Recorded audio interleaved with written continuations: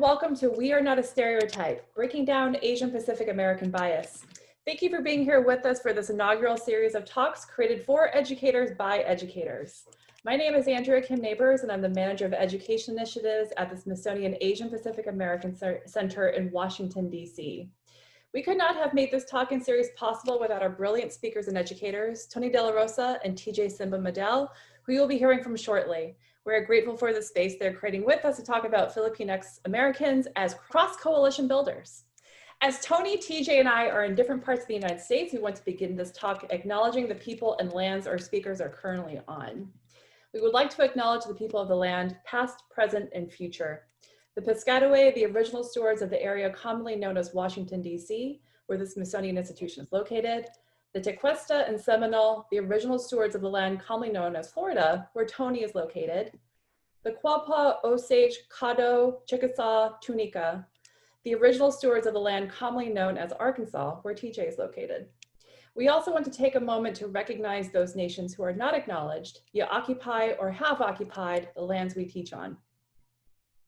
I would like to take a moment to thank our sponsors, since the series would not be possible without their support. This project received federal support from the Asian Pacific American Initiatives Pool, as well as support from Expedia. We would like to thank them for sponsoring this series and for making this learning opportunity available online for educators across the country. I'm now pleased to introduce Tony DelaRosa, educator, motivational speaker, cultural broker, and poet, and TJ Simba-Medel, a performing artist and arts educator, mental health advocate, and poet, for their talk breaking down Filipino Americans as cross-coalition builders. This is gonna be a lot of fun. Now, I have to say, if you love poetry, spoken word, history, and critical race theory, and all of the beautiful things that come together with all of that, you're in the right place. So please stay with us for a special performance by Tony and TJ, as their poetry speaks truth to the impacts of history on communities today. So thank you both. All right. Thanks, Andrea, for that introduction, and thanks for having us on. My name is Tony DelaRosa. I go by he, they, and she pronouns. I'm an educator and coach, teacher leadership coach, and DEI, diversity, equity, inclusion facilitator for Teach for America, Miami-Dade by day. And by night, as Andrea was saying, I am a motivational speaker, public speaker, a consultant for colleges, mostly in the Massachusetts, New England area. But I definitely have graced the stages in Wisconsin, rural Wisconsin. And yes, why I'm here today, I'm super excited to be a part of this because we don't get to see Brown, Asian, or Filipino AX Americans in educational curriculum. I haven't seen it growing up in San Diego. I haven't seen it in Cincinnati, Ohio, when I moved. And then when I taught my first few years in Indianapolis, I still didn't see it. When I moved to Boston, where I went to grad school, still didn't see it. And then now in Miami, it's still omitted. So you can tell that this is a systemic issue that I'm just personally trying to help solve and be a part of the solution for. So I'm gonna pass it over to TJ. Great. Thank you, Tony. Hi, everybody. My name is TJ Simba-Medel. My pronouns are he, him, his, they, them, theirs. And my professional title is I'm a freelance teaching artist or arts educator. I'm also a professional actor and comedian, while at the same time an arts educator and arts activist. I'm currently unemployed given the pandemic, and that's part of the reason why I'm here. I'm here to go ahead and advocate for the work of activism and education through arts. Being an educator or like a freelance teaching artist, I've been given the opportunity to not only tour the nation, but go internationally and try to take spoken word and use it as a vehicle in order to convey some of the advocacies and some of the issues that are really close to me, primarily as a Filipino, but more importantly as a Filipino American, and trying to break some of the behavioral barriers that are inside of who we are as Filipinos and Filipino Americans. I always believe that teaching is one of the most dangerous art forms.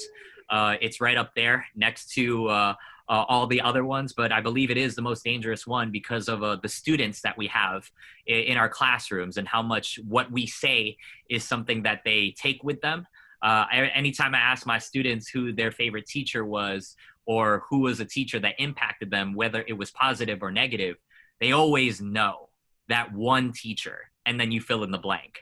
So I am doing this work along with Tony, and thank you to the Smithsonian for having us here, allowing us to do this work of going into classrooms and being able to not only be educators, but to educate and continue to listen as we ourselves are educating ourselves in continuing to learn the lessons so that we can be better, because there are too many people relying on us to be better during these times, and it's important for us to do this work no matter how difficult it is. So I'll bring it back to Tony, and thank you very much. With the use of Filipino, Filipina, Filippinex, Pinoy, Pinay, Pinixi, Filipino, Filipina, Filippinex, and any other nomenclatures, we want to welcome them all in this space. We're specifically using Filipino AX or Filippinex to honor inclusivity.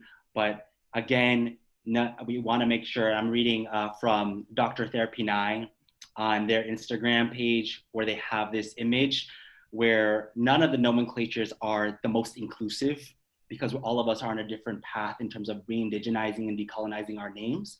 And all of us, all the nomenclatures mean something different in our own specific context. I just want to honor that and acknowledge that. With this hashtag, Isang Bagsak as verb, this is a project between my own Tony DelaRosa, my own coaching and consulting, and with PhilPro, Filipino Young Leaders Program, who me and TJ are both board directors of, and we're an organization that basically strengthens relations between the US and the Philippines, right? Through our activism, through education, through other sectors. So Isang Baksak essentially, for the education field, is a way of building cross coalitions from telling stories from our past, present, and history. So I'm gonna start us off with a poem, the best voice I could ignite this space with, and here it goes. And this poem originated from Crushing the Myth, which is another storytelling platform. Isang Bagsak as verb, a poem from Crushing the Myth.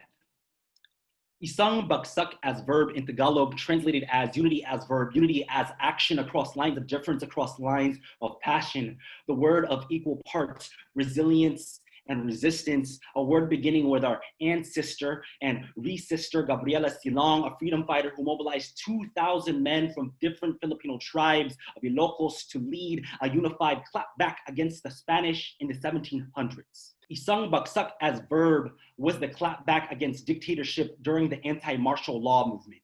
It was the clapback that echoed across the sea, invoked by Larry Itliong, Philip Vera Cruz, Dolores Huerta, Cesar Chavez, and a legacy of Mexican and Filipino farm workers in the 1960s who fought for a piece of the crop and broke bread, although language served as a wall instead. But immigrant resilience, be butterfly at a chrysalis with no bounds, and with one round of Isang Baksak, meaning one clap, one fall, one voice, we rise tall. We made noise as bridge builders, as Asian and Latinx communities crafted a creation myth of cross coalition against Olympic and seismic oppression, that ending noise out of a void speaking volumes of kapwa and for la cultura. Today, we need to tell our stories of Isang Baksak more than ever. Every story be a small act of resistance. Every time we reject the wedge, we close the gap in distance between you and I, and us and them mentalities and stock narratives. Let Isang Baksak be your commitment to community, to collective liberation, to people over the process, to praxis over the product.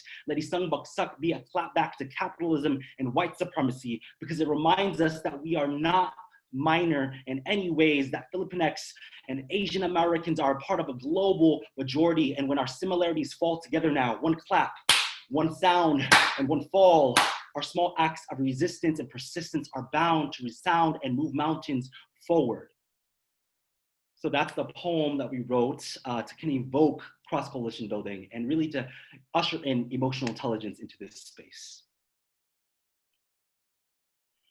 All right, y'all, so these are our objectives for today's session.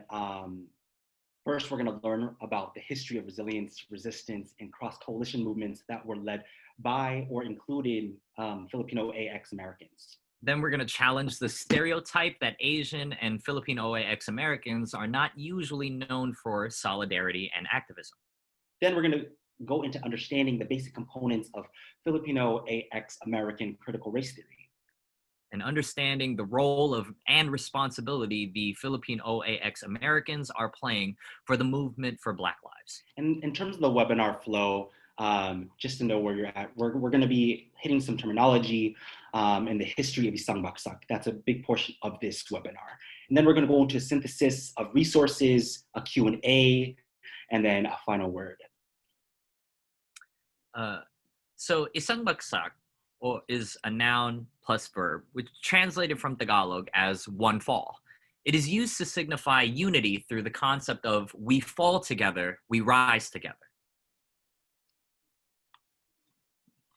And then the history of Isang Baksak, as you can see on the screen, is adopted from a ritual from the anti-martial law activists in the Philippines. To show unity, Isang Baksak was powerfully proclaimed by a member of the movement and in unison, right? So there's this clap that's invoked, right, when we do Isang Baksak. And we're gonna actually do it real quick right now. Yeah, we gonna try it? What? We're gonna start it. You can't you can't know Isang Baksak without actually doing it. It's a way of being. You gotta do it. Yeah. Do it real quick. Okay. So it starts off with a slow clap. And when I say Isang Baksak, I'm gonna do my final clap and we all be in unison. Okay. Symbolizing that we rise together and we fall together.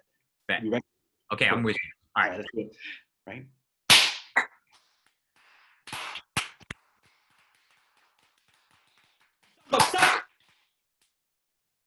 Oh, we did it! Woo! So that's the energy that is brought into a lot of the social activist movements from the past, present, and the future. And I'm taking this definition from Dr. Alison Titianco Cubales, who's a professor of ethnic studies at San Francisco State University. Let's explore where Isang Baksak is seen throughout history, starting with the Philippine-American War from 1899 to 1902. As noted from the previous webinar on Asian Black solidarity with Liz Kleinrock and Dr. Kiona, we explored the Buffalo Soldiers in the Philippines, which was an all-Black and African-American regiment. A perfect example of this with Corporal David Fagan of the 24th Infantry, who was openly against the harsh treatment of Filipinos from white US troops, who would refer to Filipinos with the N-word. Corporal David Fagan even accepted a commission as an officer in the rebel army and fought against the American forces for 2 years. He fought in the brigade of General Urbano Lacuna in central Luzon. While originally commissioned as a lieutenant, Fagan's valor, guile, and many military successes led to his promotion to the rank of captain. Because he was a successful guerrilla leader, the American military became obsessed with his capture.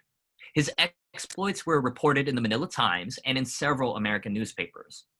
While this was happening overseas, Isang Baksak was happening from writers and journalists such as Ida B. Wells, Anna Julia Cooper, and the Black feminist movement, who openly wrote and spoke out against the Philippine-American War. So Isang Baksak also happened in 1919 and 1920 through the sugar plantation strike of Oahu, right? An informal version of Isang Baksak. After the Philippine-American War, we also see Isang Baksak happening in these two gentlemen, Pablo Manlapit and Noboru Tsutsumi, right? At this time, Filipino AX Americans and Japanese laborers fought for better wages. On August 31st, 1919, the Filipino AX Labor Union, formerly known as the Filipino Labor Association, elected Pablo Manlapit as their chairman. Another Asian American laborer, Noboru Tsutsumi, stood by Manlapit's side, learned of his techniques, and was inspired by Manlapit's course of action. And Tsutsumi eventually started from this, the Federation of Japanese Labor. Another cross-coalition labor movement story is the 1965 Delano Grape strike. This is the formal time when Isang Baksak was formally used as a means of building solidarity between the Filipino and Mexican-American farm workers. While the movement is known for Cesar Chavez's leadership and considered a Chicano movement, Filipino OAX Americans played a pivotal role. Filipino labor organizer Larry Itliong, a union veteran, organized a group of 1,500 Filipino OAX Americans, including United Farm Worker Vice President Philip Veracruz, to strike against the grape owners of Delano, California, beginning a collaboration between Filipino OAX Americans, Chicanos, and other ethnic workers that would last for years. We also wanted to highlight that cross-coalition building wasn't an easy thing to do. because most of the stories either tell a neutral or positive spin to this. There were definitely language barriers, competing priorities, a feeling of erasure from the Filipino OAX American side, and Dolores Huerta, as Cesar Chavez's name, became the symbol of this movement. Beyond labor rights and military solidarity movements, Isang Bagsak happened with the inaugural formation of ethnic studies at San Francisco State College. From November of 1968 to March of 1969, the Third World Liberation Front held the longest student-led strike in US history. The Third World Liberation Front was a cross-coalition between the Black Student Union, the Latin American Student Organization, the Mexican American Student Coalition, the Filipino American Collegiate Endeavor, the Asian American Political Alliance, and Intercollegiate Chinese for Social Action. The purpose was to ensure that students saw themselves in the college curriculum and in leadership.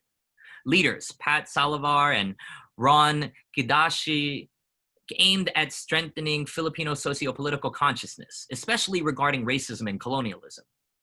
Ron Kidashi served as the chairman of the Third World Liberation Front a year before the strike, which speaks to the influence that Filipino OAX Americans had on the movement. This next portion is cited from the article entitled "The Brown Asian American Movement, Advocating for South Asian, Southeast Asian, and Filipino American Communities." This is published in the Harvard Asian American Policy Review, written by Dr. Kevin Nadal, a psychology professor at City University of New York. I actually got the privilege of working to edit this paper with him. So this feels very circular to present this work. We're including the historical context of Filipino AX Americans as brown Asians, as I said in the beginning of this presentation, because they were not always seen as part of the Yellow Power movement, as we heard from Liz Kleinrock's and Dr. Kiona's webinar. While we have seen solidarity across racial lines, it's important to know that Isang Baksak was not always mutually felt within the larger Pan-Asian community. After the establishment of ethnic studies and Asian American studies, author Fred Cordova in 1983 described Filipinos as the forgotten Asian Americans, citing how Asian American studies had traditionally excluded narratives of Filipino Americans. While Filipino American scholar Don Bohulano Mabalon discussed how previous descriptions of Filipino Americans by early Asian American study scholars had been inaccurate, misrepresentative, or altogether just false. So within the Pan-Asian diaspora, where Yellow Power signified the power of Asian Americans inspired by the Black Power movement in the 1950s and 60s, this did not always apply to brown Asian Americans. The first documented usage of the term brown Asian is actually in the 1970s, early 1970s, when brown Asians caucuses were formed during various Asian American national and regional conferences. For example, a brown Asian caucus emerged at the inaugural National Conference on Asian American Mental Health in 1972, where Filipinos were joined by Pacific Islanders, an example of Native Hawaiians, Samoans, and Chamorros, who also felt marginalized as part of the Asian American Pacific Islander umbrella group. Lastly, before we talk about Isang Baksak in present day, we wanted to finish off with a watershed moment for Asian American activism in regards to landlord and tenant rights at the International Hotel, or iHotel, in Manila Town, San Francisco, where many Filipino AX and Chinese elderly people resided. During the 1920s and 1930s, thousands of Asian American laborers stayed here. During the urban renewal and redevelopment movement in the mid-1960s, the iHotel was targeted to be demolished, along with 10 blocks of restaurants, barbershops, low-cost housing, and other Philippine OAX businesses. Tearing down this building meant tearing down an entire community. Residents of the iHotel were presented with eviction cases both in 1968 and 1974. And by this time, activists inspired by the Black Panther Party had been attempting to resist these evictions through negotiations with the real estate companies, with the court, as well as host protests. During this fight for tenant rights, Philippine OAX American leaders and iHotel Tenant Association chairperson Emil de Guzman and Al Robles helped organize a broad coalition of protesters. This moment of Isang Bagsak eventually was joined by the Black Panther Party and 3,000 protesters to help protect tenants from being evicted. However, on August 4th, 1977, 400 San Francisco police successfully removed tenants from their homes. From there, the I Hotel got demolished and remained in that state for many years, symbolizing the pain of losing one's home and the loss of a cross-coalitional fight. But it doesn't end in loss, because eventually this building gets purchased and revitalized by a Catholic archdiocese. And in 2005, this building became a safe haven for Filipino AX and other Asian Americans, including tenant housing and a historical museum.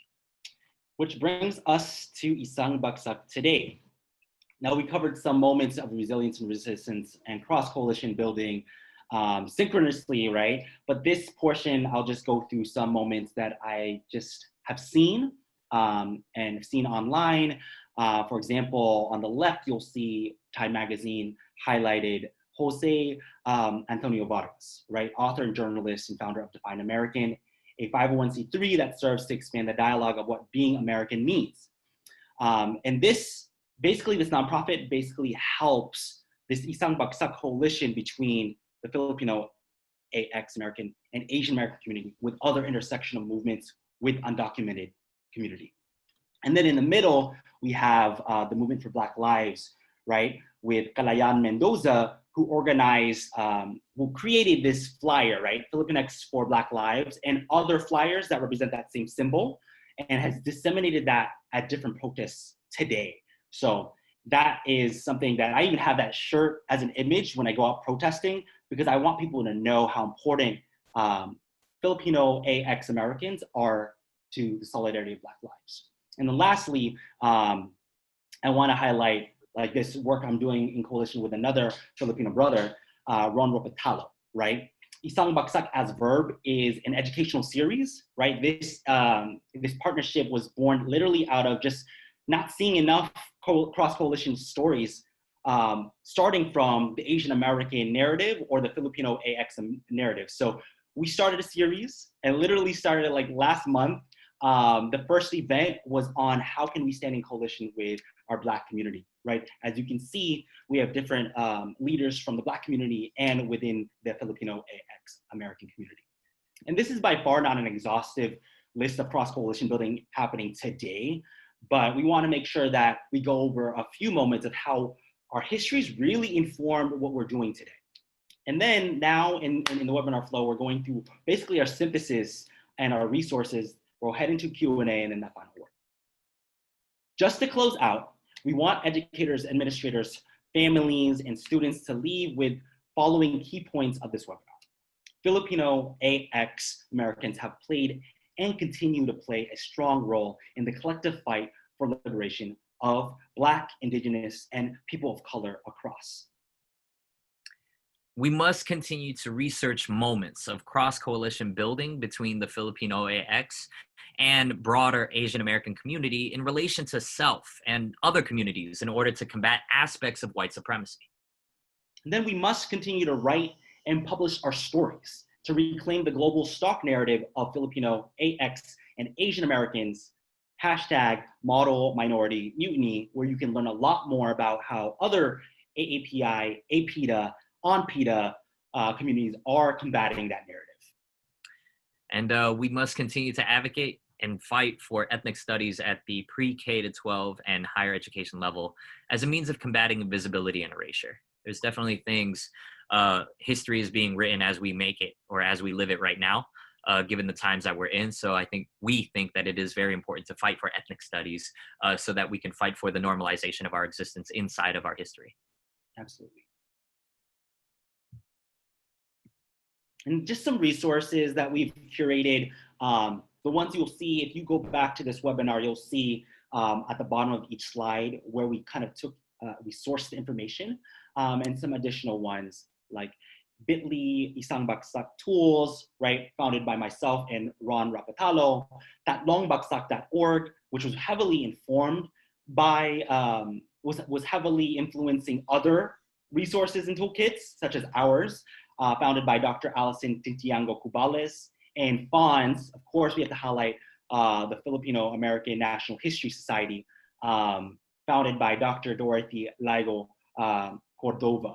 right? Which is really institutionalizing and archiving all of our histories and cross-coalition movements. If you want to learn more, visit that website, please. I just screenshot the slide. Yeah, we got to use and share it. Click like and subscribe, friends. And lastly, we're jumping into our Q&A and a final word. All right. Tony, TJ, thank you so much for bringing all this history into this presentation. I am so inspired. And Tony, thank you for the poem too. That was really great. I got really energized and I was clapping along as well, even though you couldn't see me. So I have a couple of questions. I'd love to have this conversation with you. Something I hear a lot from educators I work with is that they're looking for really rich content about AAPI histories. And I appreciate that. More recently, educators ask us, about stories where they're actively seeking for stories of resilience, of joy, of solidarity. And I think those stories show up in your presentation. And it makes me very hopeful that someday we may see AAPI narratives in classrooms that move away from narratives of oppression and violence. I pick up on so much joy from the both of you in talking about this history and how it clearly drives both of you as educators, leaders, advocates, and artists. So I'd love to know, why is this content important for inclusion in lessons about social justice and racial equity? You want to go first? You want me to go first? Am I going first? I'll go first. You go first? Okay. I'll start us off and then I'll just pass it over. But for me, when I think about social justice and racial equity, it just doesn't happen in a vacuum. That's the biggest thing. It's all intersectional, and we just don't teach education and social movements in an intersectional manner as much as we need to. And we don't, Asian Americans, Pacific Islanders, Native Hawaiians, Filipino AX Americans are not existing on this black and white binary, which is something I want to make sure is just noted. And I want educators to know that that's something that exists, that's perpetuated through the current colonial education system.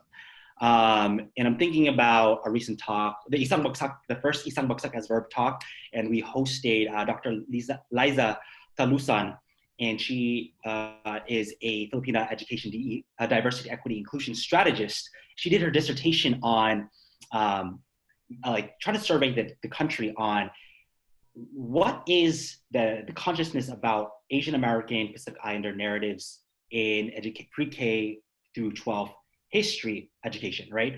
And the four things that actually come up are, one, it's sad, but the four only things are: the Chinese build the railroads; two, Pearl Harbor happened; three, there were Japanese internment camps; and four, there was a war in Vietnam. That's it, right? That's so sad to think that we're all summed up from that historical education into those four moments in history, right? It doesn't talk about anything around Pacific Islanders, brown Asian Americans, right? Asian Americans who are suffering the most, arguably, from the DACA movement, right? From the undocumented community, there are Cambodians being deported, right? Southeast Asians being deported, but people are not talking about that, and that is damaging and something that we need to correct, right? And if we taught that more intersectionally, then we could, our future would be ready to have the solutions for these movements, right? And we would see less and less in that. My theory, right? We would see less in that as our students would be prepared as global citizens, right? I'm gonna pass it to TJ because I know you have a certain feeling around this too. I just need to be reminded of the question. What's the question, bro? Oh, the question was, I can remind you, why is this content important for inclusion in social justice and racial equity lessons? And, well, I mean, the content, first of all, is important to me because it made me feel like I found purpose. In looking into that there is history of cross-coalition, to see that Filipinos have stood next to other, communities and standing in solidarity in history makes me feel like I can learn from that as I continue to be an activist for the issues that I fight for today. for the same issues that some of my students fight for, who are still trying to find out, why wasn't this said in my textbook? Why wasn't I taught this in American history? Why didn't I find out about this in US history? Why wasn't this in my world history? There are so many things that were done purposely in order to make sure that that divide between our communities was farther apart, because when we're together, then real change actually happens. If you see some of the most diverse companies, they're the ones that are the most innovative because of the involvement of so many perspectives and point of views on culture, on civilization, on laws, on farming. And then you want to talk about even more broad on sports, on love, on, like, you just have a deeper and stronger understanding when you have a level of inclusivity and intersectionality inside of your history. You can, and that's what I hope, or why I feel like it's important to have this type of work in your classroom, because now you're normalizing the behavior that was in a playground inside of, and you normalize that type of behavior of, oh, I can play with anybody. I didn't, like, when we're kids, when you play in a playground, the first question is not, you know, what nationality or ethnic background or where are you from? My first question is, hey, what is your name and do you want to play? Like that, those are the first things, yeah. Right? So it's kind of like we were learning how to unlearn the coalition part of who we are as a community and as a people in civilization. So to reintegrate this work and to make sure it's held accountable to a level where it's not only strong but rich in terms of the research, and that the research is done by people that are familiar with that experience. See, there's levels here.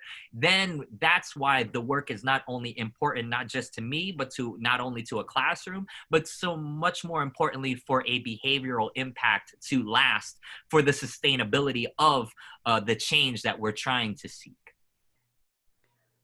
Beautiful. And, you know, I'm hearing a lot of call to actions here, you know, and some ideas for how change might happen. And so I'm thinking to the folks who will be watching this, you know, for educators and interested viewers who are going to be watching this webinar, what do you suggest as actionable steps people should be taking and taking in and taking on to better understand Filippine's cross-coalition work?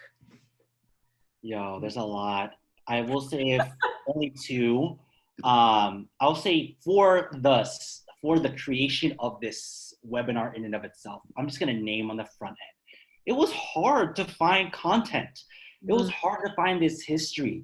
Unless I went into JSTOR, right, for like academia, it's hard to find these op-eds. So it's not impossible because I found it, right? I'm sorry, Tony, can I interrupt you for a minute? Can you clarify what JSTOR is? I'm not familiar with that. I don't know what JSTOR stands for, but JSTOR has always been the platform for where like academia publishes their work. Right?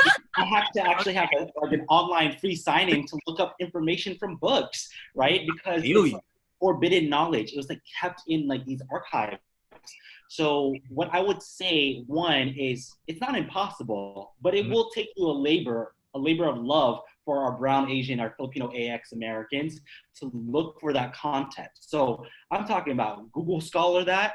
I'm talking about looking at old op-eds, old news reports. The International Hotel, when I was doing research on that, I didn't know that existed until researching this content for this webinar. And I looked through old Los Angeles, LA Times reports, and that came up.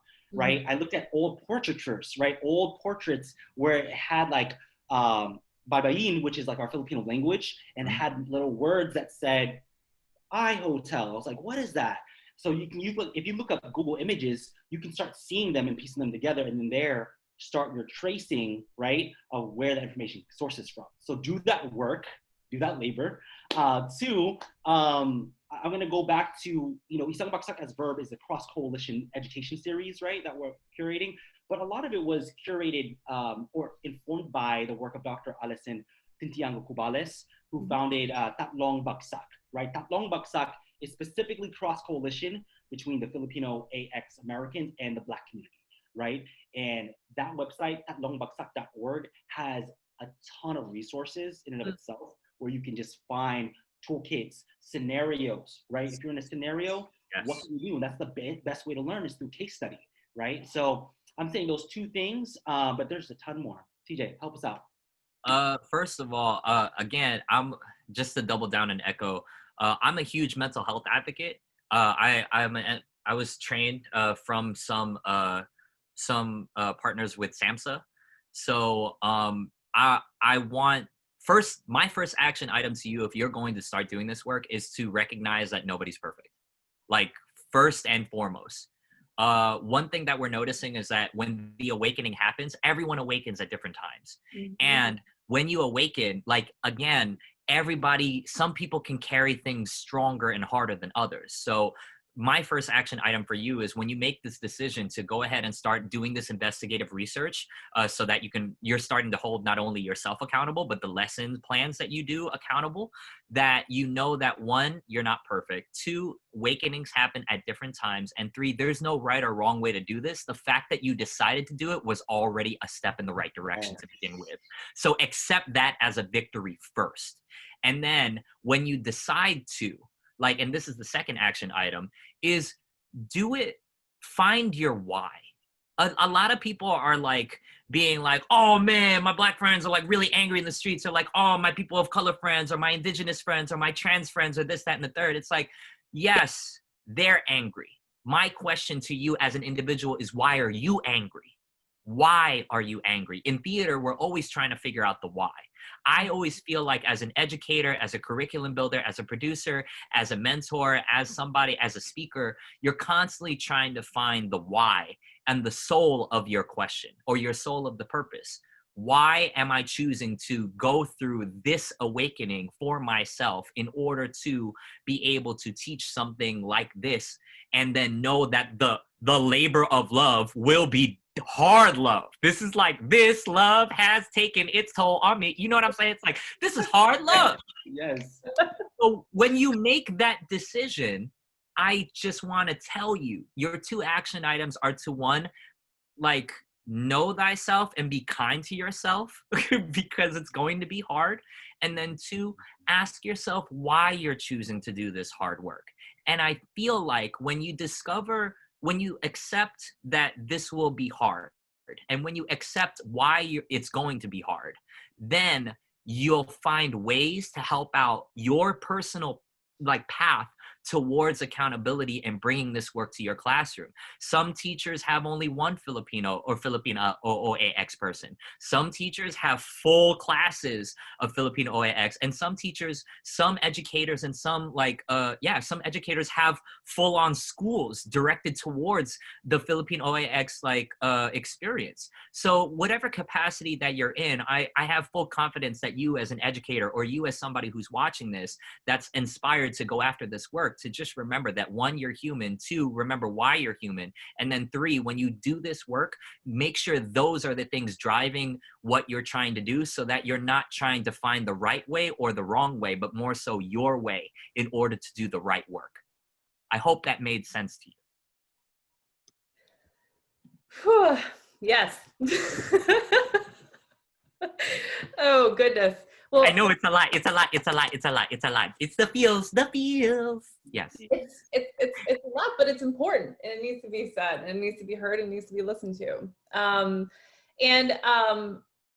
of to that point, and talking about, humanity, I'm thinking about expression. I'm thinking about how you all, have talked about learning this and using this history as a way to learn more about yourselves. And I understand that you're both artists and poets, and it's a beautiful way to express a lot of that. I'm a fan of spoken word, and I'm really excited that we have this opportunity to hear it and to see you perform it. Well, first, thank you. Clearly, I'm kind of speechless about this. Thank you so much for bringing your energies and your words to this presentation.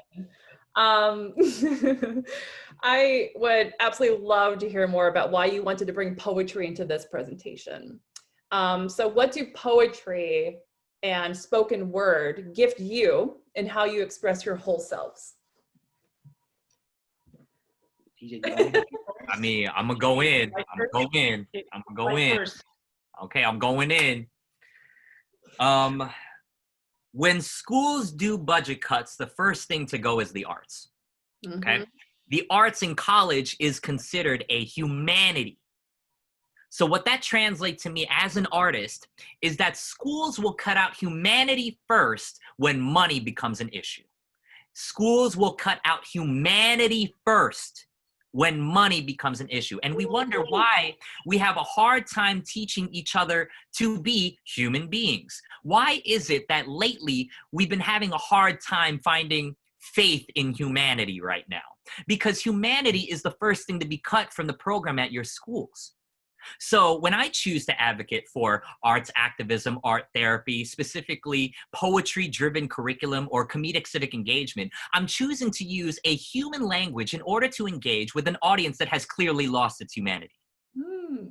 I'm not fighting for just spoken word, even though it is a primary form of the way that I speak. I've been a spoken word artist for 15 years, but at the same time, I'm also fighting for theater, because when you fight for theater, you get Hamilton.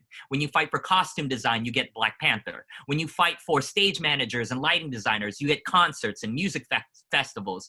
I bring all aspects of my entertainment and theatrical experience to the table because my gift isn't just spoken word. My gift is creating. And I bring all levels of creating to the table so that people, all people, can see that it was a Philippine OAX person that was funny, talented, creative, and can do it all. I bring spoken word because it's just one part of who I am as a Philippine OAX person. And the reason I choose art as opposed to anything else is because you don't see a lot of us in art. I think that we've been, and the stereotype is, it's like, are you math? Do you do science? Do you do that? Well, I mean, I told my parents I want to be an improviser. You know what I mean? I actually want to do poetry. And they were just like, yeah, but is there money in that? You know, well, there may not be a lot of money, but there's a lot of change. There may not be a lot of, stability, but there is stability in knowing that I have a hand in the history of representing our people in a place where I know historically we don't have a lot of champions in that labor force. So in that light, that's why I bring spoken word to a classroom, because of the fact that I'm not just an educator, but I am a human being that has human aspects in speaking about some of the issues that are also human. Tony? Ooh, okay. Human being versus human doer. Yo, that's real. Talk about that. You're saying you're creating, the education system is creating human doers as opposed to human beings. So I want to just hark on what you said there. For me, why spoken word poetry for myself, I would say that one, to TJ's point about confidence, I just did, as an Asian American, from that positionality and that identifier, I just didn't have confidence growing up in myself. I was a shadow. I'm gonna be honest with you. I felt like I was a shadow, following my sister, following different footprints, and I didn't really find my voice until the vehicle of spoken word was introduced to me, right, through Saul Williams, right? And Saul Williams is a muse of mine, who always, I found Saul Williams on YouTube, through Amethyst Rockstar and through Slam, which is an amazing spoken word film talking about the police brutality in the prison system, right?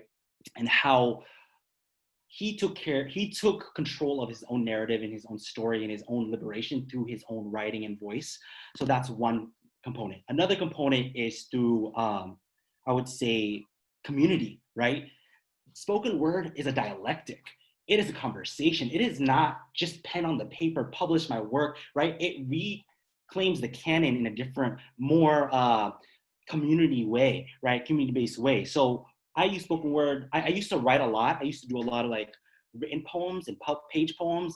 And to me, that wasn't accessible. It didn't align with the theory. I forget who quoted this, but if it's inaccessible to the poor, then it's not radical nor it's revolutionary. I think that's Audre Lorde. I don't know who said that, but I think it's Audre Lorde. And I believe in that. I think like poetry MFAs, poetry programs, poets now, when it's published all the time, it's hard to really get accessible to other people and broaden the message. So I really think it helps with that. And third, one thing that is in my body, when I think about embodiment in poetry, spoken word poetry, it really makes me think about the science behind storytelling, right? There's a science behind it and it's powerful. People need to learn more about it. Storytelling like releases oxytocin, right? And oxytocin is that connected to the vagus nerve, right? When you breathe, when you do your grounding breaths,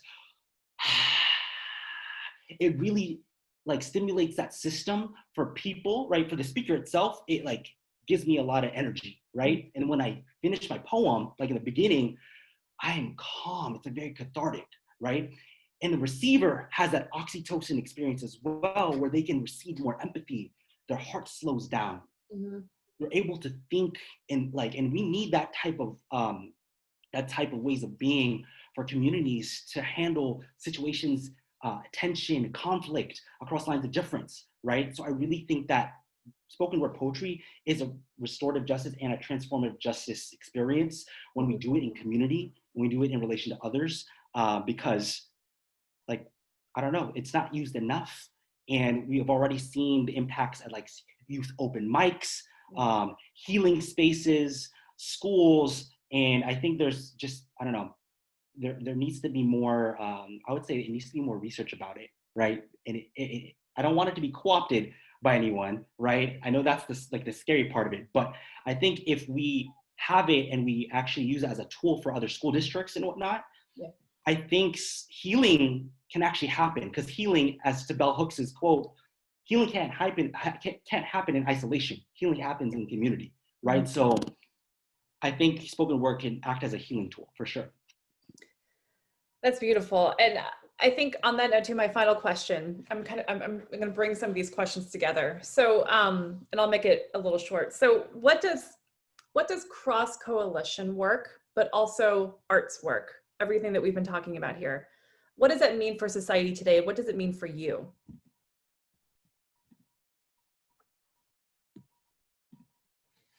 Ooh, okay, I'll take the lead on this one because I do a lot of Isang Baksak cross-coalitional work in my role with Teach for America. The definition technically is different depending on what group.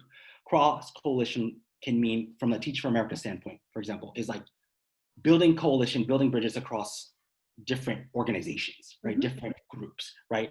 It's like a more political advocacy use of the term. For me, Isang Baksak as verb is broadening and redefining that word in a broader sense, specifically for racial and ethnic differences, right? It doesn't mean like I'm not talking about gender or sex or sexual orientation. That could be like defined for sure and brought into Isang Baksak as verb. But right now, what I'm trying to uncover just right now is what is the cross coalition, the narratives, the stories of our past, present, and history between people and between different groups. And it can happen in group. Like we talk about, I referenced Gabriela Silang, right? In the Philippines back in the 1700s. It was a cross coalition of different tribes in the Philippines, right? It wasn't across another race, technically, based on political terms today. It was based on different tribes because the Philippines originated so many different tribes. My tribes were from Pampanga and Cavite, right? TJ, where were your tribes located? I think, well, my family is from Pasay, but my tribe or my lineage is Marawi or Mindanao. See, exactly. So what we're trying to do with that term and how I'm personally trying to redefine it is, what does it mean on a personal level, interpersonal level, and what does it mean from a self in relation to community level? Oh, I mean, what was the question? No. I'm just why is cross coalition work important? Oh, I feel like you know what I mean? I feel like I'm an interview for a job, just to make it to the next year. So real talk. So the new American is looking darker and mixed. Like, as we continue to go through time, like, the new American is coming, and they are coming with these words called accountability and identity and uniqueness. And they come with this energy of anger because they should be angry. In fact, the new American is in our classrooms. They're very pissed. They're using every form of technology in order to be able to speak up and speak out because some of them aren't even of age to even have a voice. So when I think of the words cross coalition and revolution, I kind of think about it in terms of like a teenager or one of my students, and then just be like, hey man, what you know about this? You know what I mean? And what I've learned is that all my students tell me is they're pissed because their friends are getting treated differently than they are. That's as simple as I can make it. My friend doesn't look like me and they're getting treated differently than I'm being treated, and that's not right, and I should say something. Mm-hmm. That's why cross-coalition work is important.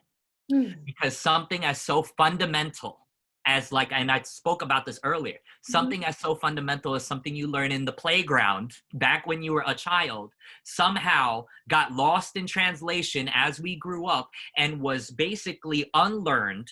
And then we relearned something that was put in its place to make us hate other people because our history or the curriculum is based on the not only location, but as well as the environment of what you grew up in, the access of what you have. And then when you go home, are you even retaining it because your mental health and mental capacity of the life that you are living may not give you the strength, the ability, the support group, as well as the things or the people that you need in order to feel like you're not going crazy for something so simple. I mean, in Filipino culture, we hear it all the time. Treat others the way you want to be treated. Cross-coalition work sounds very similar to that. Treat others regardless of how that they identify, the way that you would want to be treated, regardless of how you identify.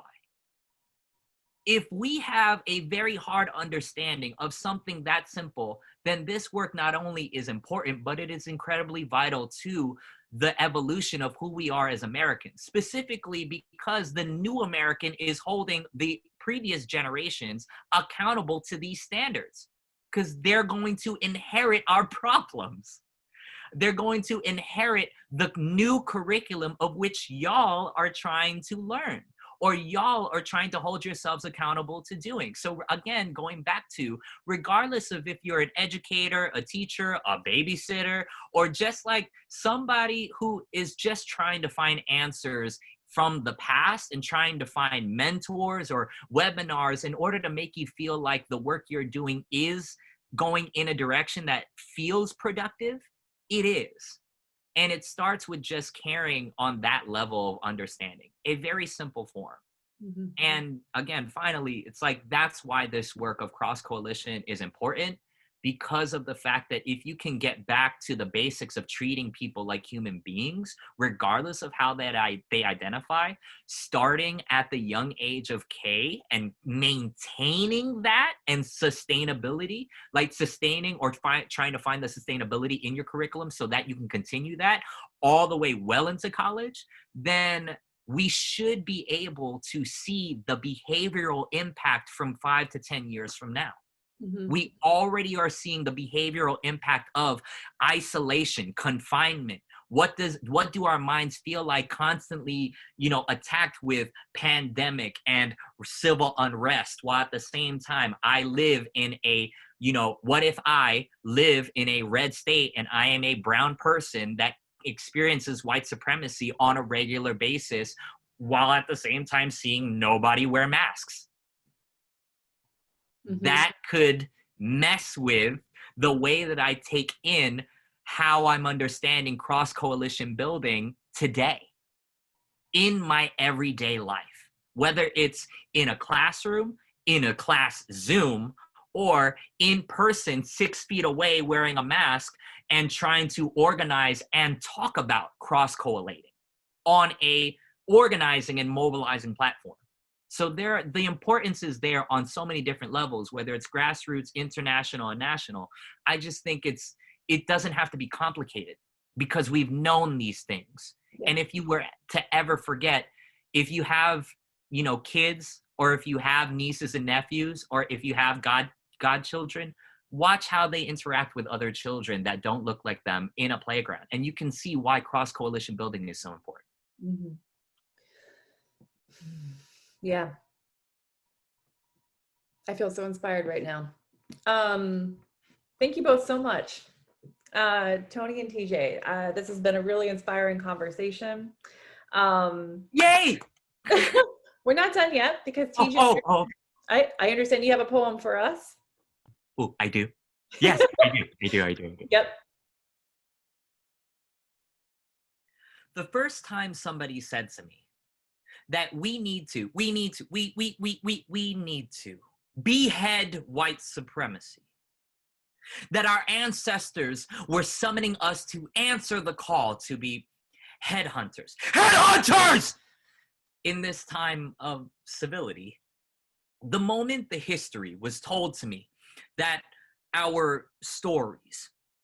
there are stories about Black soldiers helping out Filipinos during World War II, I felt my purpose find validity. Then why does my family hate me? Why does my family threaten to end our unity?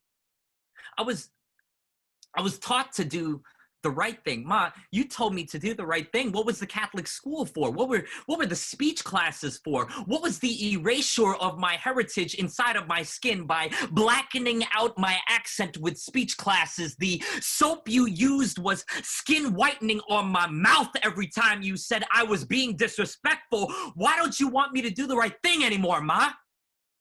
Why don't you want me to do the right thing? Why doesn't my family see what I see?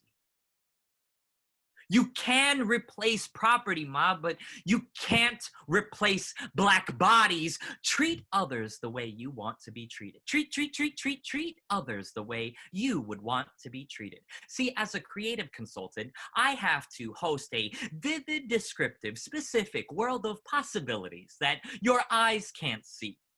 I use my imagination. Imagineer a danger room of civil unrest, political corruption, a blatant disregard of total health where I see no respect for honor, humanity, and wanting something bigger for yourself. I see an LED 1080p hypothetical reality of Filipino bodies hanging on trees. Filipino bodies brutalized by the police, my immigrant nieces and nephews in cages infested with COVID. I see my trans Philippine OAX members of my family being spat on, cursed at, threatened with death. Filipino emergency medical technicians being killed in their own homes while they're asleep, killed by the same police whose bullet holes she treats. I imagine dress codes where we can't even get into the club because of the barongs and Filipiñanas that we wear. I mean, who cares about the color of our skin? We don't want Filipinos drinking at our water fountains. As a creative consultant, I have vivid, descriptive, specific, if I only had 14 days to live, but I wasn't allowed to go anywhere, what would I want my people to remember me for? I would hope that they would remember me for speaking the truth. I would hope that they would remember me for speaking the truth to our youth through the lost correspondence between me and our ancestry. It is important to speak history. It is important to speak humanity. Anong sinabi ako? I said it's important to speak our identity, to flood the streets with your power. Every hour is an opportunity to rise up and be the immigrant to get the job done. You see, I know I sound like an after-school musical, but there are no champions that look like me in our labor industries. So sometimes white history needs to be played by the people who make this country look useful, historically, metaphorically, statistically, and literally. It's Filipinos have been nursing the United States back to whatever the hell greatness it thinks it's being. We, Isang Baksak, to see the America that has fallen, and we, Isang Baksak, must rise up to take its place. Yeah, I know, I know Tony and I have been talking about Isang Bagsak this whole time, and I mean, Tony showed you what it looked like for like a little bit, but I think it's important for us to show you how you've been an example of Isang Bagsak in all of your classrooms. Here, let me show you. If you can hear my voice, clap once. If you can hear my voice, clap twice. If you can hear my voice, clap 3 times. When I say no justice, you say no peace. No justice, no peace. No justice, no peace. No justice, no peace. See, you know how to Isang Bagsak this whole entire time. Thank you. All right. Tony, TJ, can't Yes. thank you enough. This was the most, this was a lot of fun. This is great. Thank you so much for this presentation. Thank you so much for your poetry. Thank you so much for your activism. Thank you so much for your advocacy for the future generations. And also thank you for bringing your whole selves. I'm deeply moved by everything that I have the very great privilege of experiencing here. For those watching, thank you so much for watching this. And if you want to see more videos with our series, We Are Not a Stereotype, please visit smithsonianapa.org/learn/not-a-stereotype. When you visit our website, each video will have additional resources. So if you wish to learn more about these very histories that Tony and TJ helped us dive into more to learn more about, we will have resources available through the Smithsonian's Learning Lab. And then coming this fall, we'll have a whole new activity book based on the big themes and questions that our amazing educators have been challenging us to think about and reflect on ourselves. So thank you all so much.